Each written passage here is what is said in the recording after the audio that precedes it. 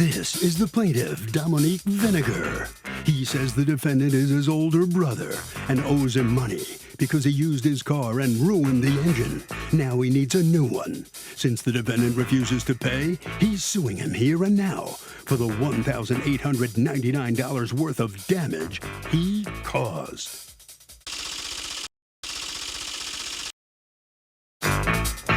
This is the defendant, Michael Vinegar, Jr. He says the plaintiff's car is a hoopty, and the thing was about to break down any minute. Unfortunately, it did when he borrowed it one day. Turns out the plaintiff didn't put oil in it. That's why the engine blew. He's accused of making a brother mad.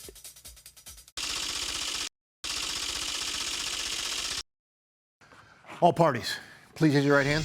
People's Court is now in session. The Honorable Judge Marilyn Milian is now presiding. Litigants have been sworn, my dear judge. Thank you, my dear bailiff. You're welcome. All right, Mr. Vinegar, you apparently rented your car out to your brother. Is that what happened? You rented it out to him? Yeah, so, okay. Originally, when I first bought my second car, there was a day where he needed to use the car. And so he called me and he's like, "What's up, bro? What's up with the who ride?" And so I'm like, what? I'm like, I'm not a morning person. Because I'm like, what is a who ride, man? What are you talking about? So I just hung the phone up. I'm like, sleep. I don't know what's going on. So he comes upstairs like, "Hey, man, can I use the car?" So I give him the key and, he uses the car. So then later he cashed at me $20 and it said, "Thanks for the who ride." So that's... Okay. What's a who ride? That's a new one on me. What's a who ride, Michael?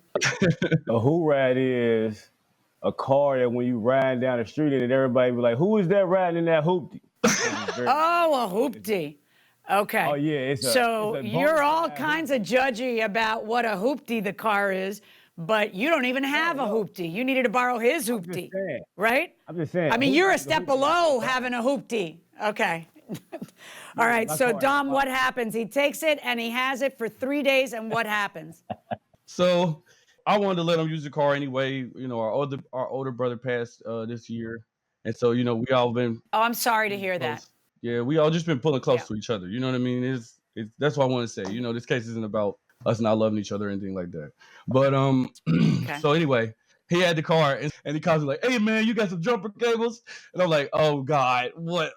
Just tell me it's not happening." I think he's a caterer. He does real good with food, and he had a client, so he was, going back and forth. But then later on, he told me like, "Oh man, the car won't start. I think it's the alternator." And I'm like, of course, everybody always thinks it's the alternator. That's like the first thing I say that, and I know nothing about cars. Like, maybe it's the alternator. You never know what's going on. And so, what happened to the car, Michael? Tell me what happened to the car. Okay, so the night he let me borrow the car, I'm driving to my client's house. This is why I took the hoopty, because pride is not an issue for me. I got to make my money. And my client live out there in Blue Edge, and taking the Uber right there would be like $40. So it's like either give him $20 for the who ride or pay $40. And I'm like, I'm just gonna give him $20 for the who ride. I got a few things accomplished in the who ride and it blew up, but no, it's just funny. It's just funny that you kind of demean the quality of the car when you don't even have a hoopty. So it's just funny that you're ragging on your brother about that. What happened with the hoopty? Apparently the engine went bad, but we didn't know that. How did you know? Like, what was it you heard or saw to make you know? Did you hear a loud noise? What was it? Like, how did you know this car isn't moving? I was getting off the highway and it shut off, but then it started back up. And then I made it to my client's house. I delivered the food, and then when I got back in the car, it wouldn't start up. So my client gave me a jump. I made it around the corner. It stopped again. I called my brother and said it was messed up. Then I called my mom, and she came and gave me a jump, and it stopped again. So we towed it. I paid for the tow to get it back towed to him. Did he ever tell you anything about putting oil in it?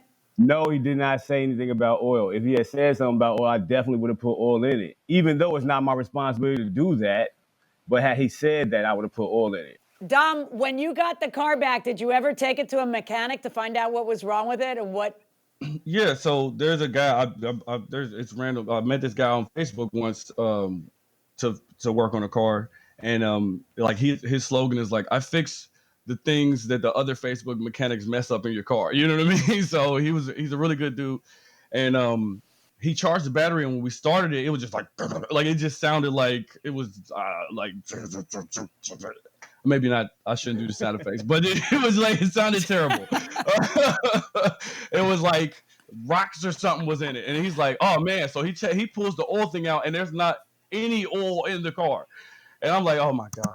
I told this dude to put oil in it. So when we were at the gym, he calls me. He's like, "Hey man, does the gas light work?"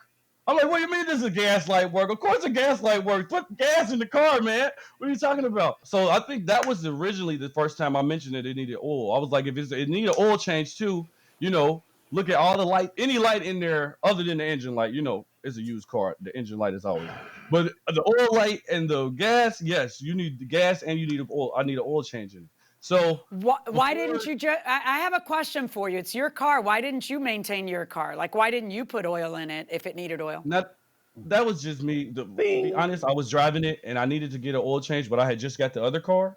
So it was like, I could just drive this new car and, that'll be my spare car and I'll use it whenever I need to. So, and according to you, Michael, he never told you about an oil change. Did not tell me about no oil at all. If he had told me about oil, I obviously would have put oil in it. I'm over here tying up pipes underneath the car. I'm all underneath the car doing maintenance on the car. That's not my responsibility. So if he said something about the oil, I definitely would have did the oil. Okay, who's Pooh? Me. Pooh. That's my nickname. That's your nickname is Pooh, or that's just what your brother calls you? My family right. called me Pooh. They say you look like Winnie the Pooh. Okay, so Pooh, I see when he's texting you, Brandon just checked the car. He said the engine's messed up. The engine, and then you've got this great, oh no. And then you say, I'll go half with you. And then I guess that made him angry. So you said you'd get it fixed. I mean, come on, bro. You were only supposed to use it for one day. Remember, $20 for the Who ride? Then you keep it for 4 days. I mentioned that, well, you're definitely stretching that 20, and then it ends up messed up. And you answer, bro, I drove the car 2 days. The third day it broke. You mean to tell me I broke the car in 2 days? It was working fine when everybody's lawyering up all of a sudden. Everybody's like, well, I'm just a renter. I don't need to. You two missed your calling. You both should have gone to law school. I'm just a renter. Why would I have to handle maintenance? And he's like, but you need to return it the same way you borrowed it. I don't get it. I'm only asking for the battery. If I was asking for half the engine repair, that would be way more money. I'm just asking for you to get a battery. So did you ever buy him a new battery? Oh, I gave him the money for the battery, and on top of that, I gave him $20 for the Who ride, and then I gave him $60 when he would start complaining about this battery. And then he pays you for the battery, but you sue him anyway. And what are you suing him for here? Keep going, just read the whole thing, man. Just read it all. Read it all, Judge Milian. Let your logic shine right quick, please. Thank you very much. Well, Brandon said that he would put the engine in for about $500. And so if I had to get a new engine. Shaking my head. Maybe you should have been a lawyer because maybe you'd understand who's liable when things like this happen. If it's not in the same condition, the borrower is liable. You can't loan a car without oil and leave it on the unsuspecting customer who asked specifically, what is wrong with this hoopty? You render me a lemon. That's against the law, little bro. Oh my gosh, you guys are too much. Here's Michael. I asked what's wrong with it. That's a blanket blank question that covers any and all issues. And you said nothing, just be careful. So I was careful. All right, Dom, let me ask you a question. Do you have any proof at all that you told Michael, yes, you can borrow the car, yes, you can rent the car, but you must put oil in it? Is there a text where you tell him that? No, I don't see it. That's why I'm. No, there's no text. It was all verbal. I never felt like I had to text him and say, put oil in it. I told him multiple times to put oil in the car. I mentioned it the first time we bought it at the gym. Oh, you mean some other prior time you told him that? Well, if he didn't, then why wouldn't you have put oil in it? I wasn't driving it. When he used it, he brought it back. I was driving my other car the whole time. He was only supposed to, the first time he used the car was to go to the gym. He brought it back that night. I don't think you care too much about this car. I don't think this car, you don't care at all about this car. What kind of car is this? It's a Toyota Avalon.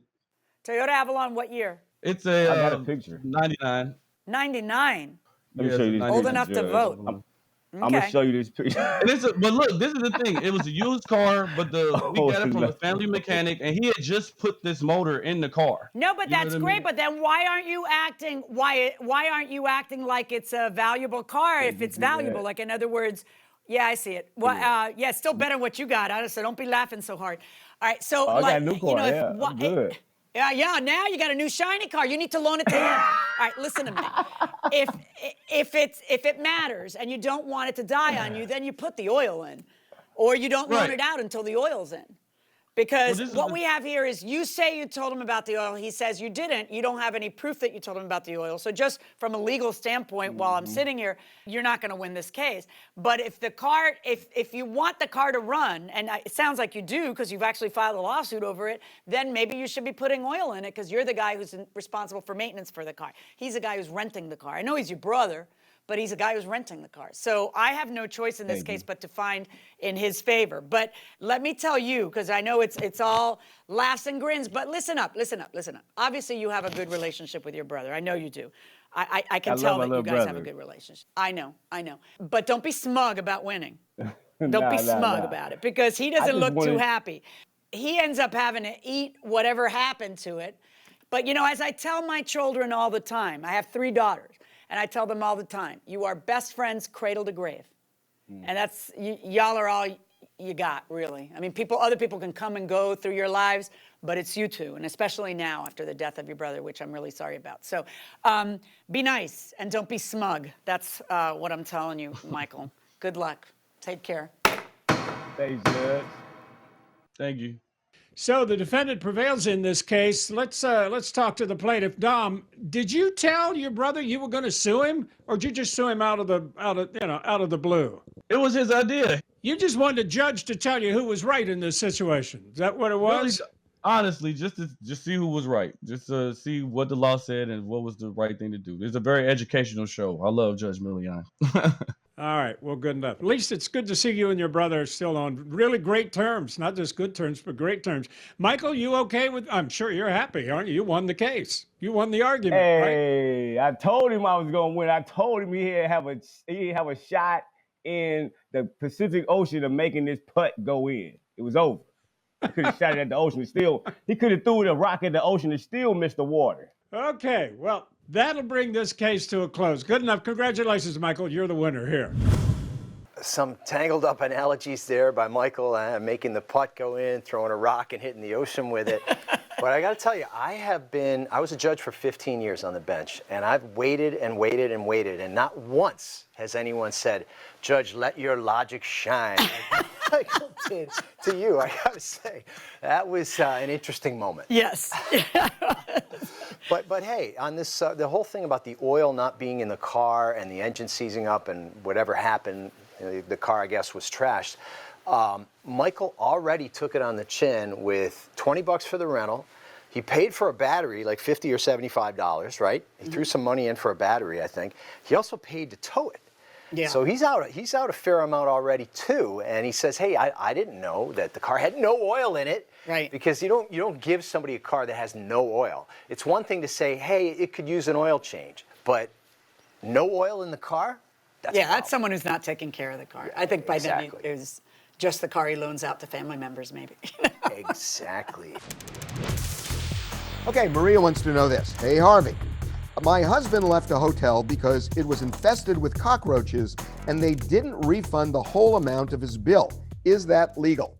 Well, look, I mean, if there's an infestation, at the very least, you're entitled to something back. I would argue you're entitled to everything back because that is not a habitable hotel room if that's the case.